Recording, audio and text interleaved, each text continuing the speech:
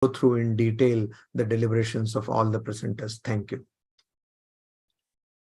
Thank you so much, Swamiji, for all your insight. And also, farmers right now been already see, in my childhood, when we look at the farming, we don't have an option called a single crop methods. Like when I was a child, so seasonal crops we used to do. But whereas now, so-called corporate system has come, and the yield, the focus on the yield, the focus on the production, and the focus on the economy, money, all these things have really deviated for the farmers not to have good practices and especially regenerative agriculture practices, which we don't have. So since the speakers which are speaking, the lifestyle, what we are doing at this place is, as he rightly said, the previous speaker, Swami, was talking about, it should be a lifestyle, it should be a value. So today, as I can say proudly about my parents, the education system, wherever I go, I ask a question, even including all the speakers, when your children is born, so you have a priority of education, you have a priority of country, you have a priority of example, you are actually telling a child what to study, which college to go, and how much investments you need to put, what kind of industries you have to do.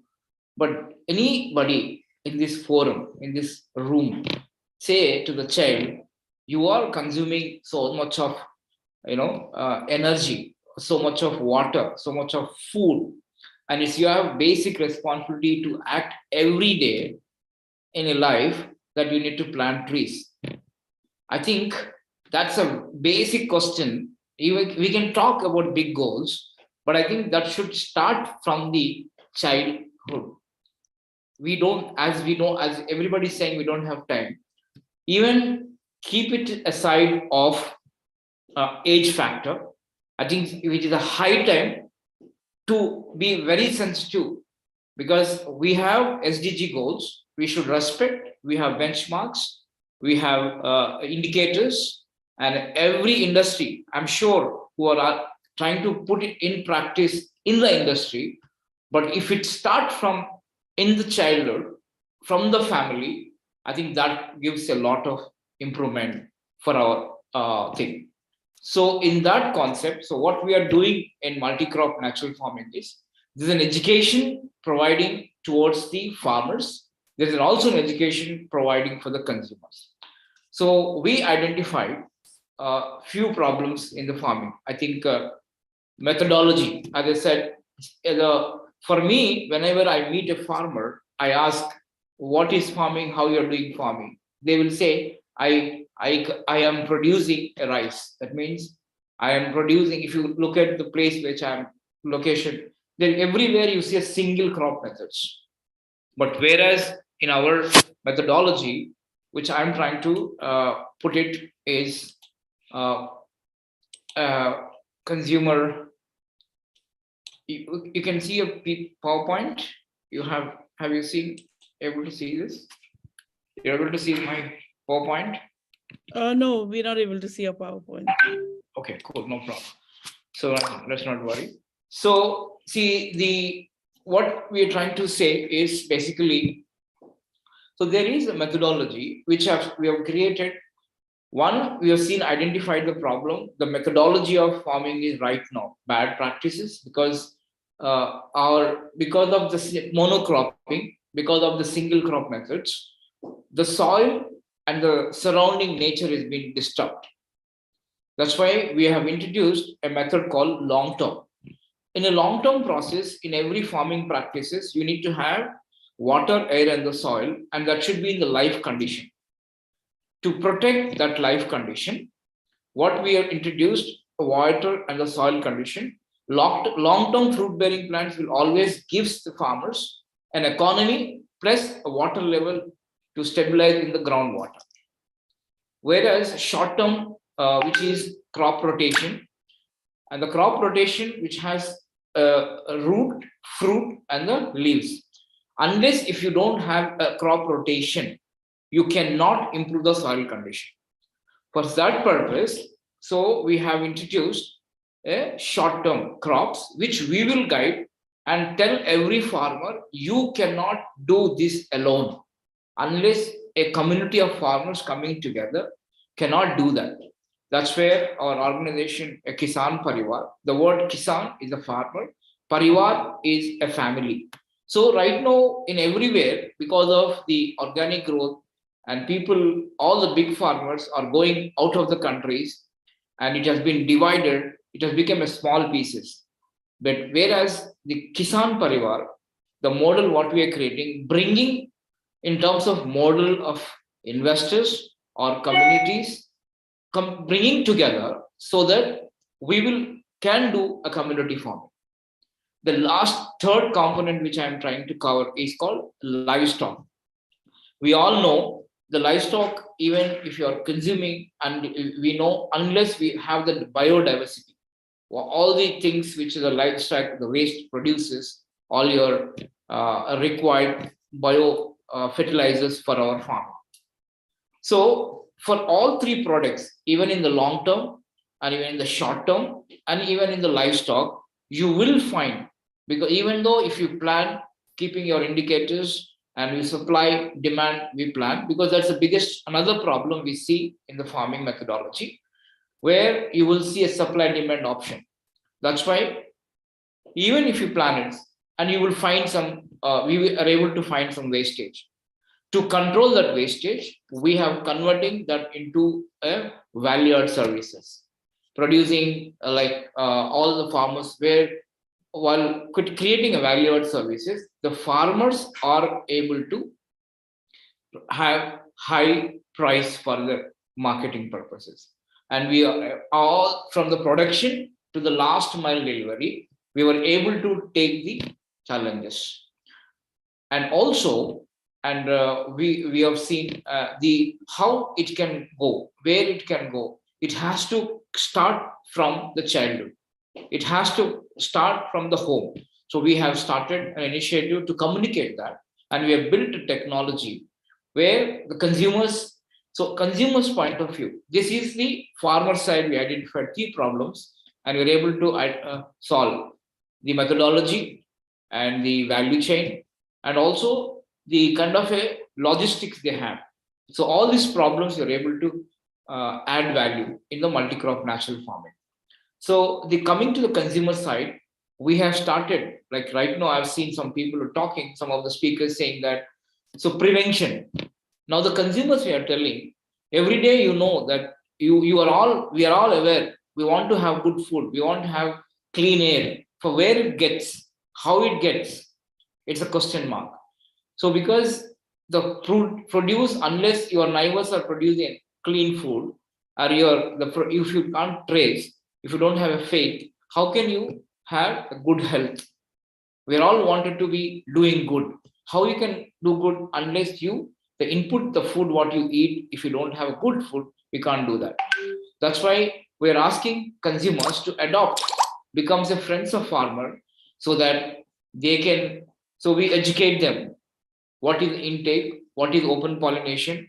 The food what we are taking right now, the practices. So I even the in terms of values, if you look at our nation, the as a country, India is the only nation which worships the our nature. And I'm educating every child, at least if they know, understand the purpose of why they celebrate, they find so many answers.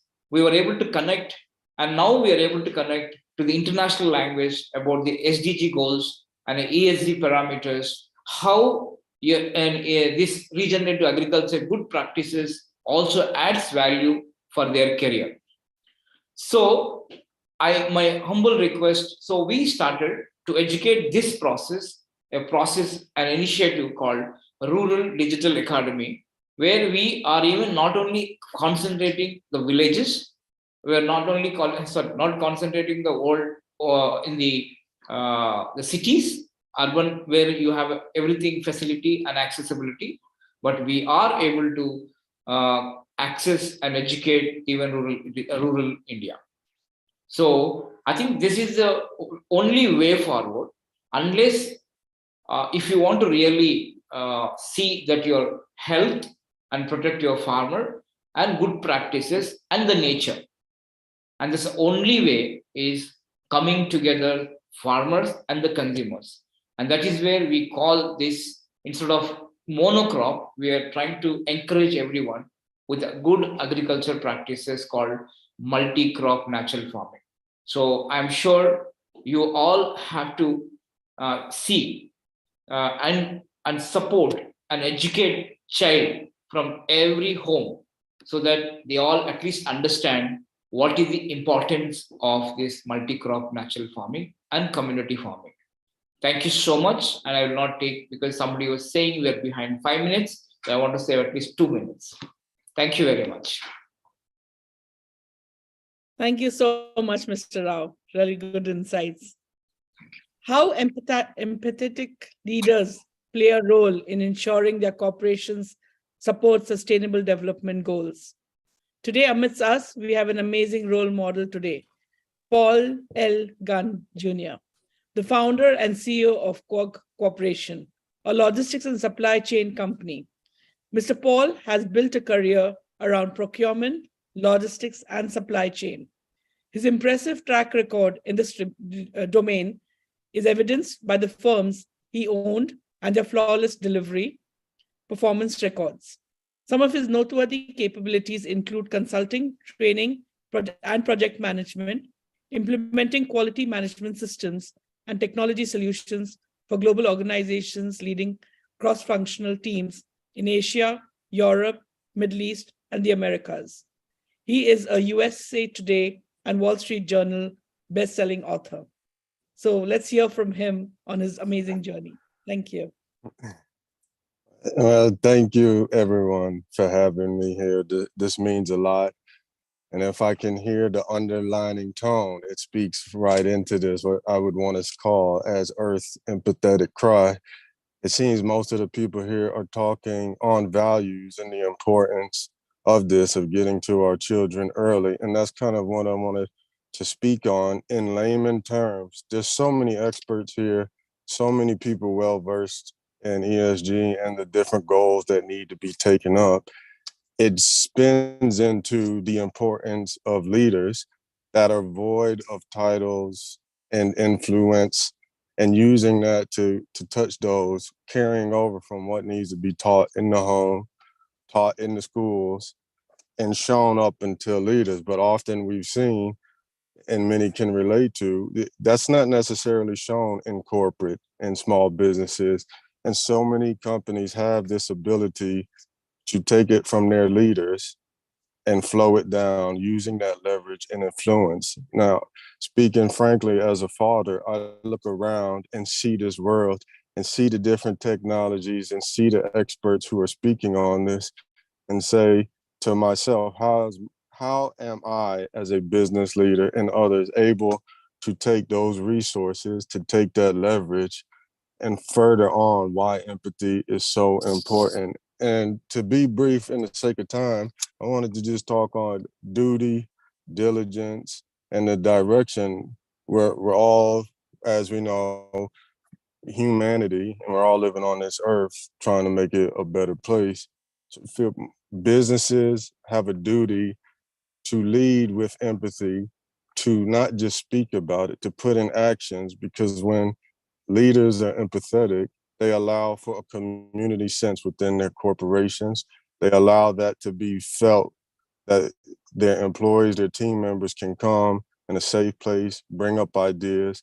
And oftentimes there's many people who have ideas, goals, or different organizations. If that company themselves are not able to support it, they've got team members who have ideas on where to place those resources, how to leverage your brand, and actually get behind it. You have a lot of people who will say they speak on it, but they don't take the action. And I feel that's where empathetic leadership is going to get into the root cause of, one, living that and showing that inside their own walls, allowing for the health and vitality of their own team members to carry that on so they can flow it home into their families and to their children. And they have a role model that's actually touched right there between their work, between the home, and between the schools.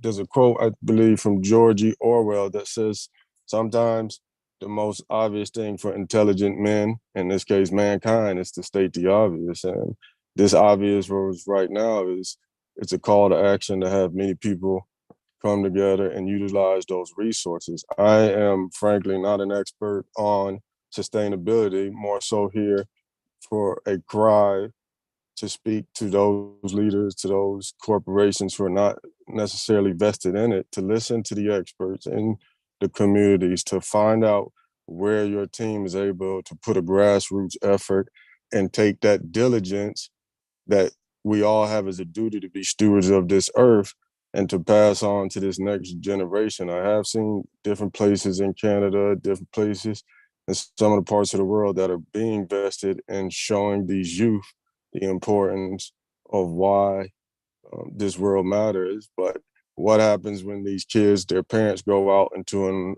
organization that is void of care and concern, that it's not able to flow that back down to those children? So empathy plays a large part in those organizations. You have the output is put better when you have empathetic leadership. Women do better, men do better. There's a better communication style that goes on. So everyone has a drop to play in that line of work. And I feel each person, if they collectively do that, will make an impact. I've seen how empathy, when you have leaders take this, they take and warm the hearts of people who may not otherwise seek to take this role, and understanding their corporation plays a role, their environment inside the building, the company, whether that's allowing your team members to work remote so they can walk and save and reduce the carbon imprint, or making it so that your whole company is carbon neutral, whatever has to be done, allowing your resources, if they're not able to quickly move, supporting a green partner who, like the gentleman was saying earlier, get out and support those local companies that have the technology, that have the resources. There's so much out there for some people like myself who are just laymen who are not aware. If they can get out and show and get past their ego, there's a lot of things that can be done to support that. So I feel like if you get in, ask those questions, talk to your teams, push this, you're going to be contributing to those domains of what's going on. Events like this are laced with empathy. It's so many experts preaching the value of it and getting behind action. I simply wanted to be a reminder that these corporations play a role, the leaders play a role, and taking that empathy, asking your teams, creating a space for them is going to make an impact to help sustainability down the road.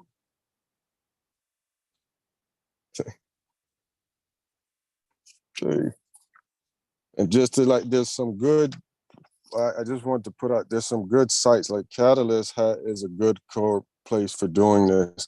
They can show you some of the different websites and research that has the statistics saying, hey, those leaders who show empathy, they're 14 to 20% better off than those companies who don't do that.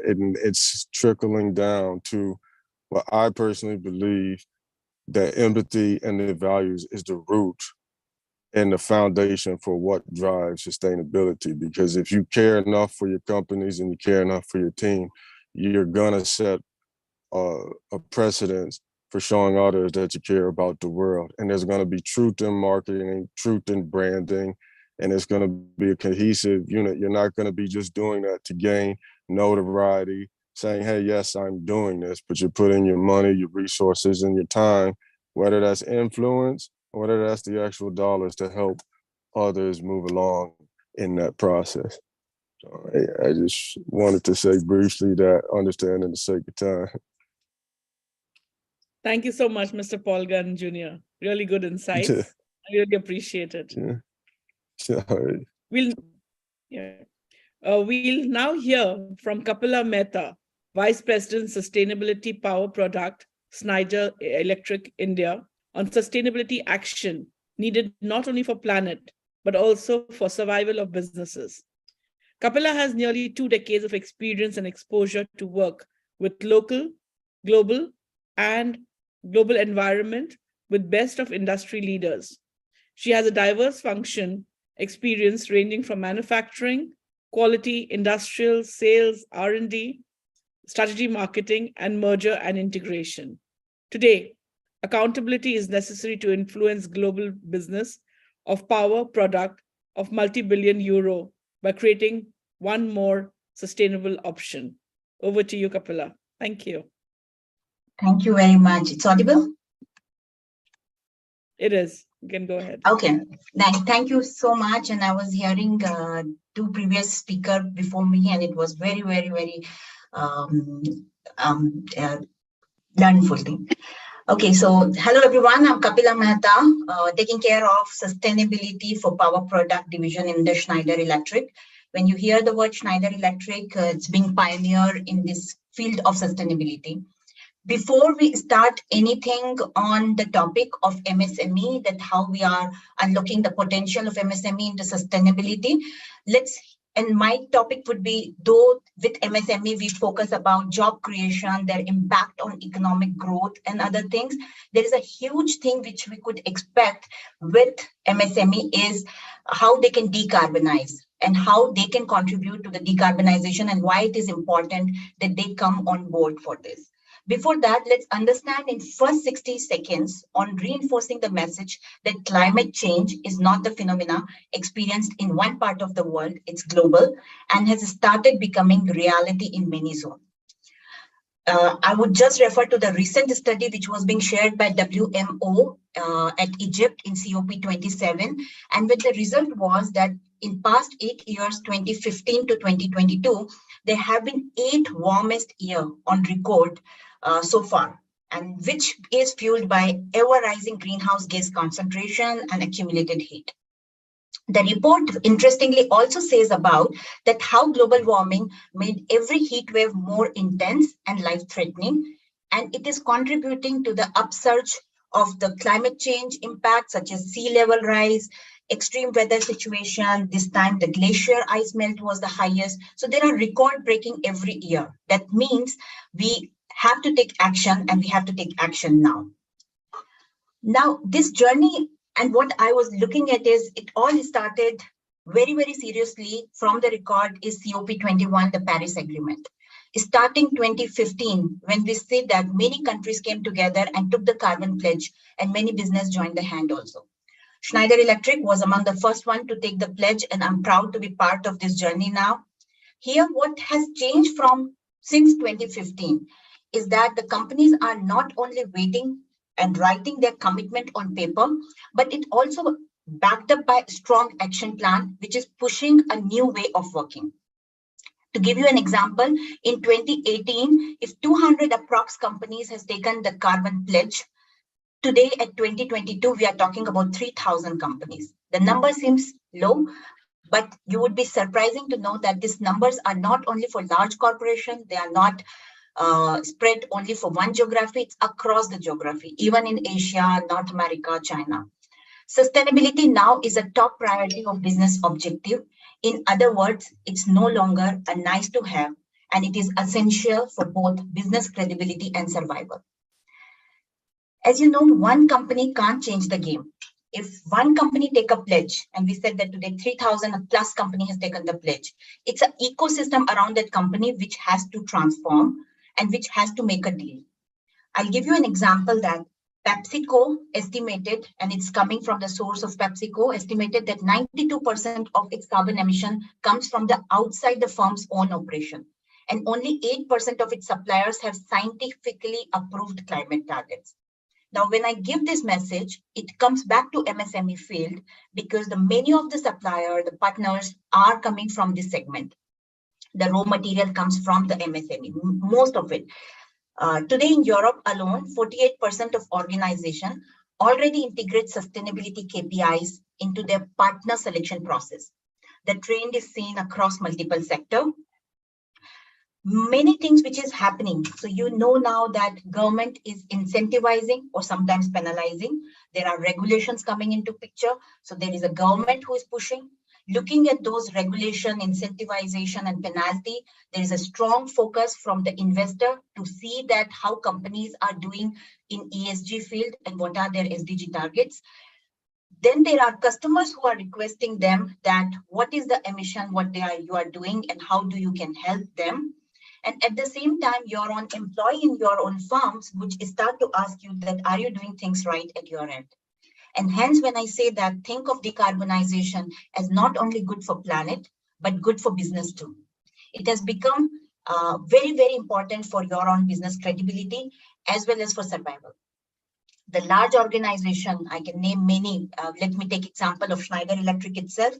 We have taken the pledge that when we go for net zero CO2 by 2030, we have also taken few initiatives. Example, we will by 2025, we will increase green content in our product by 50% and also committed to have 100% of our packaging free from single-use plastic and we'll use recycled cardboard. Does it ring the bell? What we are saying is our selection of vendors will be also refocused on the parameter that will fit into this criteria. And hence, engaging the full value chain, making that our suppliers are also onboarding. So the companies like us, we are making sure that our 1,000 suppliers achieve the net zero target, and we are handshaking with them on technology exchange, auditing, making them understand what is their carbon assessment, our criteria. At the same time, for our partners, that as part of our business ecosystem, partners can exchange ideas with fellow partners, educate and upskill their employees and equip themselves to deliver best-in-class sustainability solution to their customers.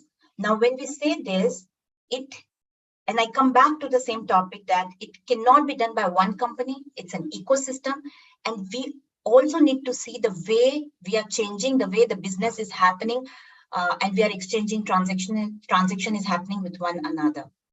So it's very important that we start to understand the rising trend of sustainability and see that this is giving your business an opportunity as well as a risk.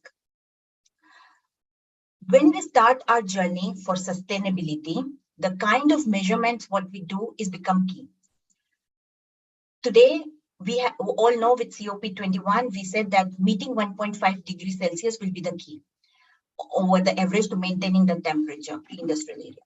Now, it's not a question of destination anymore. We are talking about the question of speed. How many people come on board? Who will be the early adopter? Who will transform their overall infrastructure and join this journey so that they are not leaving behind? Because going forward, the trend will force you to move into this direction.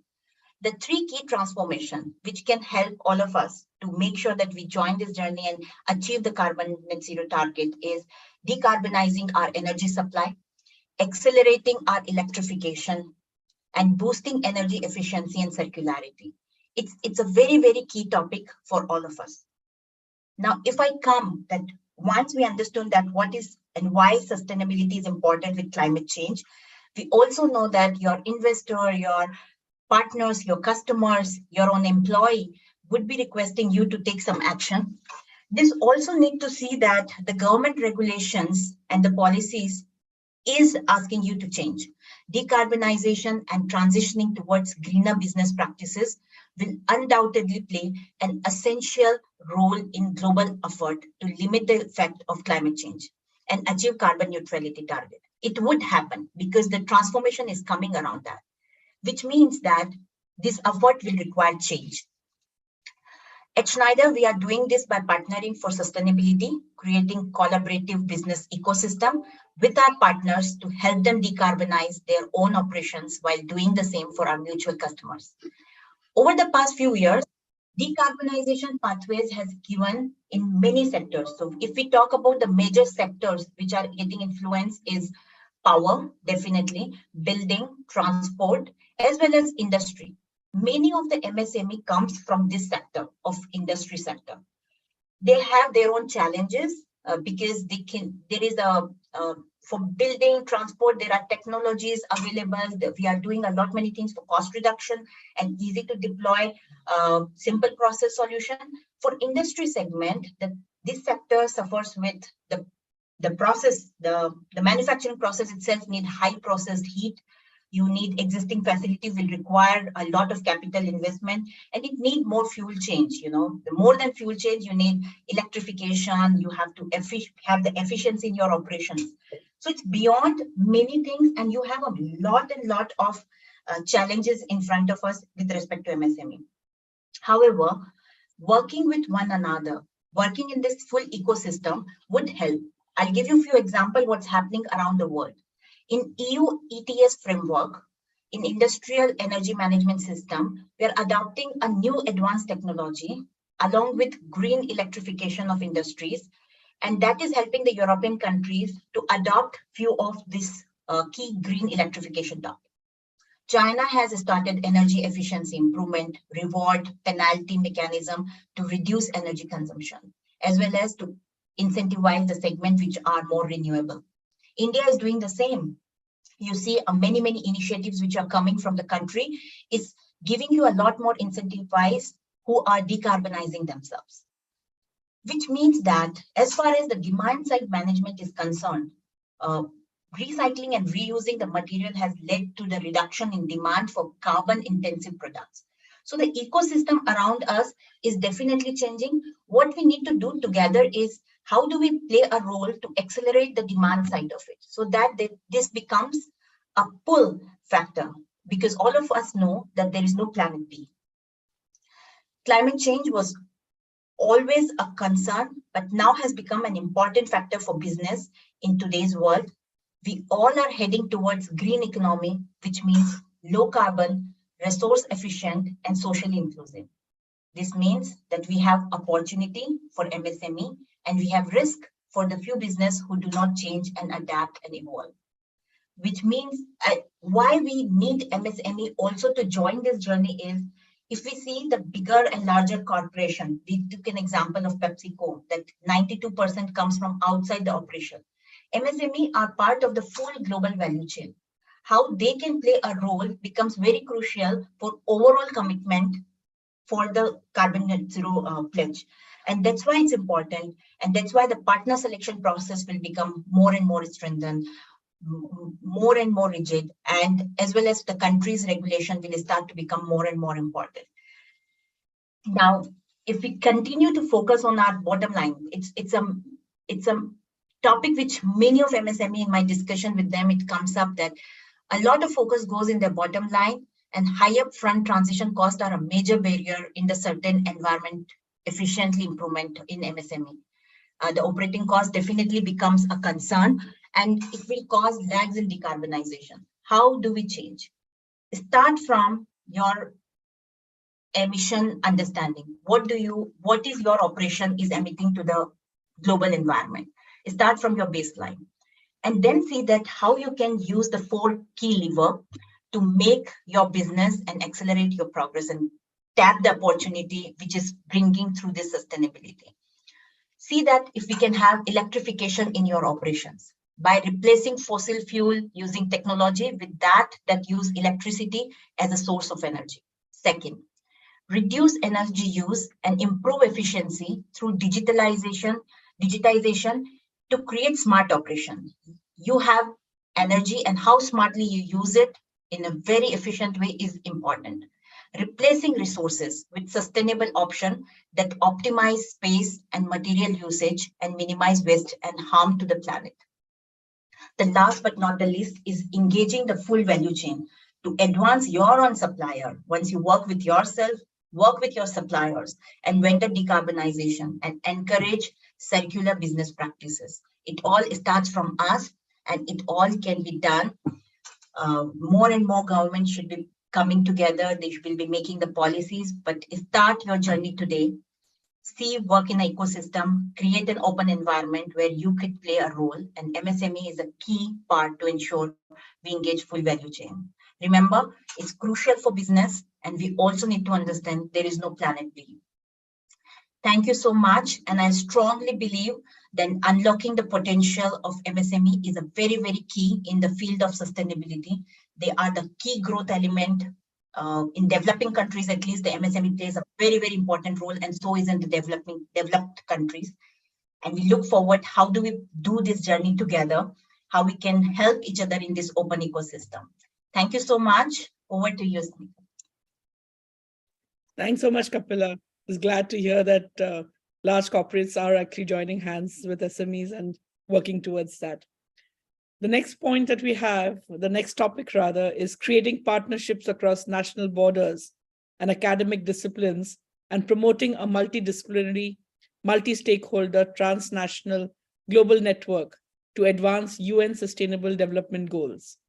Dr. Renuka Thakore, founder of the Global Sustainable Future Progress, through Partnerships Network UK.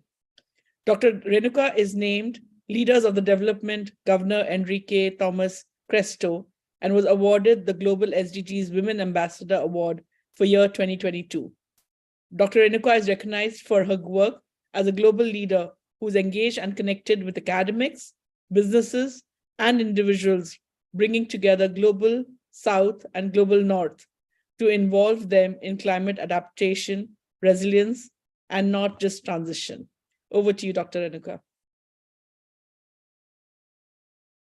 You'll just need to unmute yourself. Thank you very much. May I share my screen?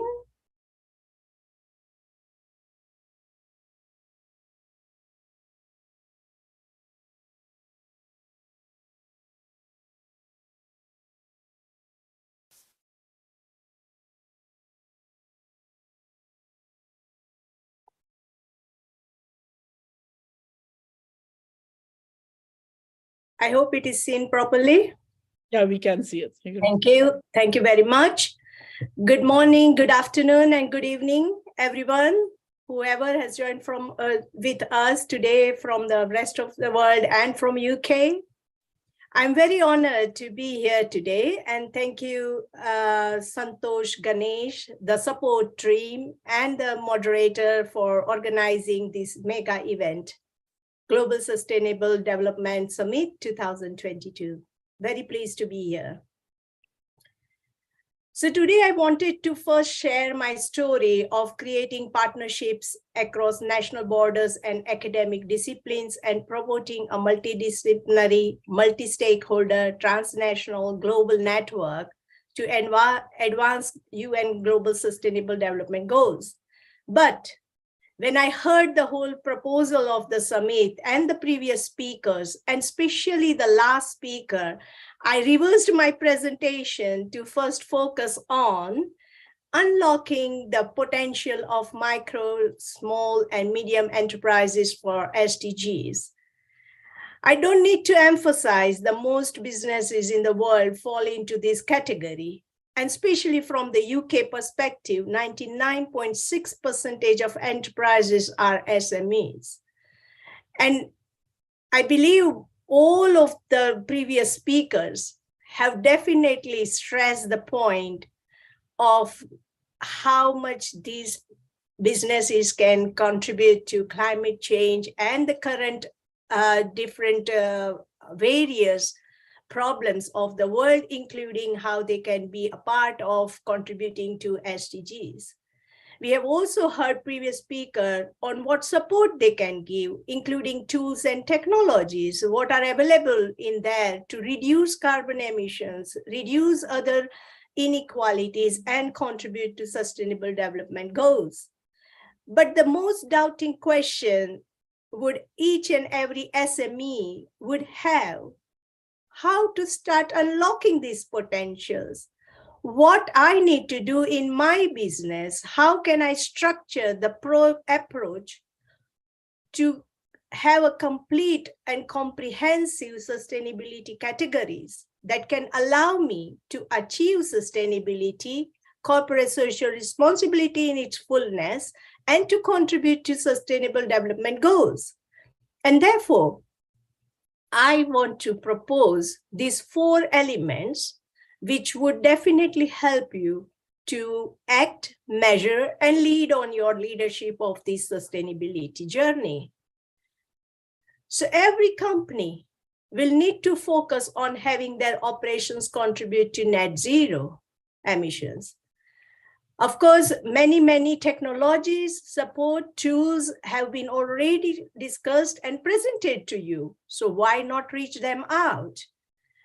But also this means that you need to focus on your own operation. First of all, understand your own operation and move to the use of renewable energy. As an SME, it is very easy to achieve that through solar, water, or hydro, or wind, etc., depending on what natural resources are available in your close contact, in your close neighborhood, and easily, and with plenty of having an employment opportunities. Through this change, you will be able to contribute to SDG 7, 12, 13, 14, and 15 immediately. Remember, you must have all your emissions measured and reduced in line with the science-based targets. And you will have to put a system in place to map, measure, and monitor your direct, indirect, and other indirect emissions resulting from all the activities. Having this in place, you will have to work on your own operations, inventory of your operations, your all activities. And that is for you to take the leadership. Unless you have done that, you will not be able to make any change. Not a single change is possible without measuring anything, mapping anything. And therefore, you will have to take the leadership. And having this in place will allow you to be part of United SDGs. And also, United Nations Global Compact. United Nations Global Compact is a place where you can meet yourself to get to net zero. And there are already plenty of small organizations being part of that Global Compact. And I would recommend you to visit that website and learn about it. The second category is about human resources. You must take care of your employees' health and safety, working condition, labor relationship, career management, and child and forced labor, etc. Which means, again, you need to look into your operations to find out what is missing or what potential you have to improve on these categories or elements of these categories. You must increase diversity, equality, inclusion in your human capital and consider it when you are dealing it with the suppliers also. Through these changes, you will be definitely positively contributing to SDG 5, 8, 10, 13. So again, I would like to stress the point that everything lies in your hand.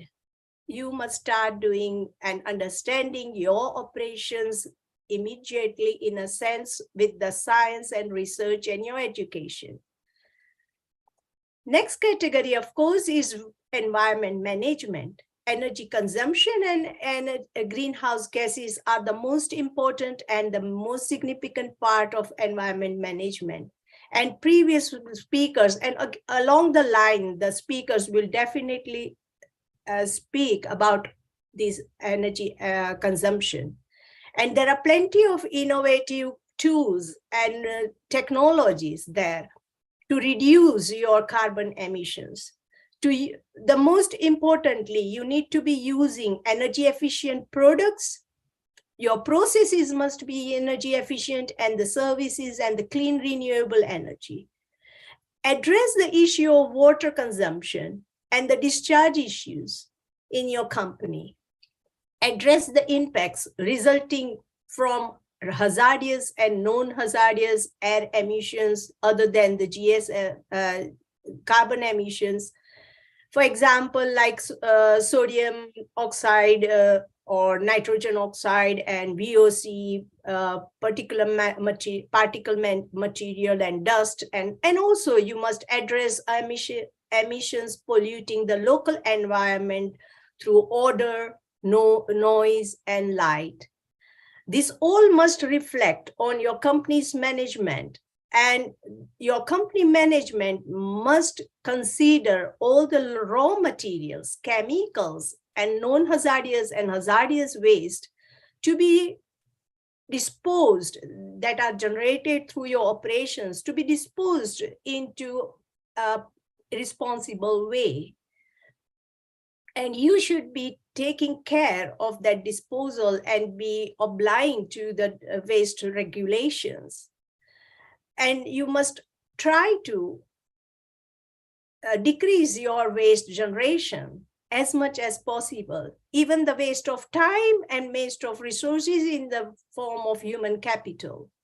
You must reduce the impact of operations and on protected areas, probably forest, endangered species, and so on.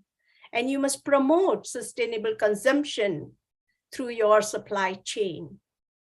Environment management is a great contributor. Like if you manage your environment within all the aspects of environment, you will be greatly contributing to SDG 3, 6, 7, 9, 11, 12, 14, 15. And next, I would emphasize increase regulations within your business ethics, increase policies and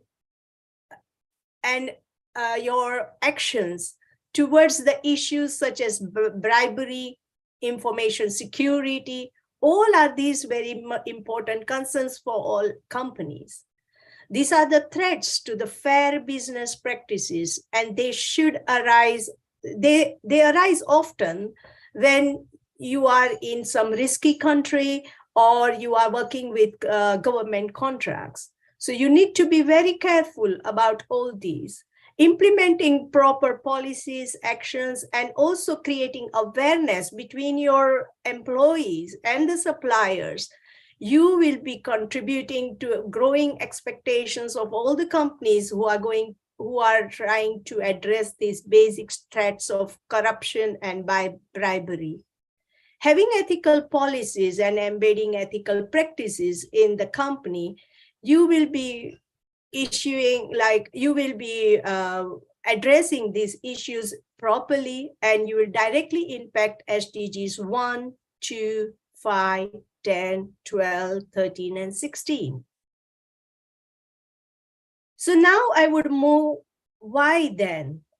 If everything lies in your hand, why then I would emphasize that cooperatives, partnerships, creative circular economy, how they are useful. And let me explain you how they can play a vital role for sustainable development. I completely agree that my previous speakers have already touched on this, and they have mentioned plenty of different models in which you can work. And I feel that cooperative is a very important model to be adhered in such situations, like in these complex situations in which we are. A cooperative is an autonomous association of persons who voluntarily get involved in economic or social or cultural activities. But what is interesting here is that they are the owner of this activity, and therefore they play an equal part and they have equal stake in having this community or the activity working. And the main values behind these cooperatives are democracy, self-help, self-responsibility, equality, equity, and solidarity. And therefore, we must create a better, if we want to create a better world, we must have the cooperatives.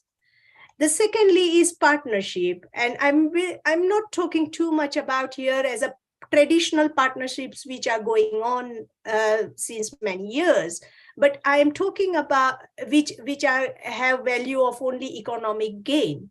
But I am referring here of a strategic partnership program with, say, for example, a community and the placemaker. Or you can reach out to your supply chain, and maybe you can make one of your suppliers a partner to move towards the journey of sustainability and empower them. You can move to your making your employees as partners, and maybe reach out to them with an equal share of benefits, because they are also contributing to your benefits as an organization fully.